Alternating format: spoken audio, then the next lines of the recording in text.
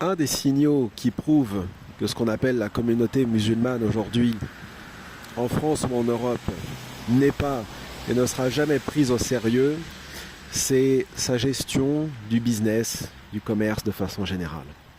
Je donne un exemple. Tout à l'heure, je rentre dans un magasin, soi-disant halal, etc.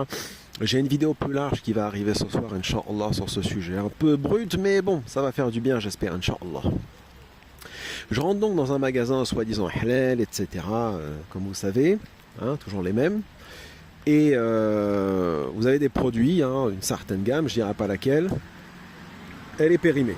Elle est périmée depuis plusieurs mois déjà. Plusieurs mois, pas depuis une semaine ou deux, depuis plusieurs mois. Je le fais gentiment remarquer à l'un des vendeurs.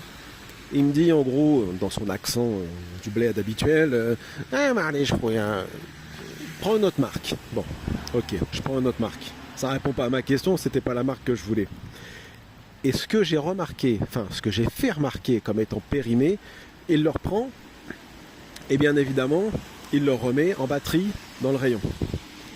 Ça et au moins une vingtaine de produits similaires, tous périmés depuis au moins le mois de mars de cette année. On arrive bientôt en 2025, Inch'Allah.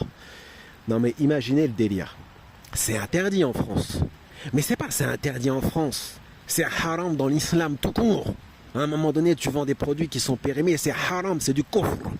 Il y a un hadith, vu que tout le monde aime les hadiths, qui dit « Celui qui nous vole, falaysa minna » il n'est pas des nôtres.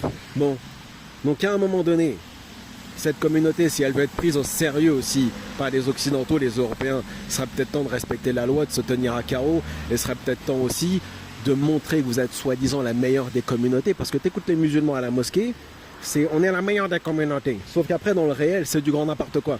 C'est encore pire que... Bref. Donc, voilà où est-ce que je voulais en venir.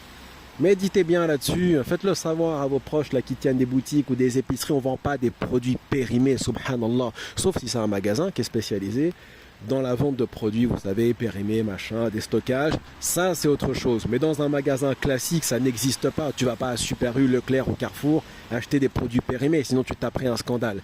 Et c'est normal, ils ne sont pas musulmans. Là, tu le fais. Mais quand c'est les gens de ta communauté, tu dis rien en fait.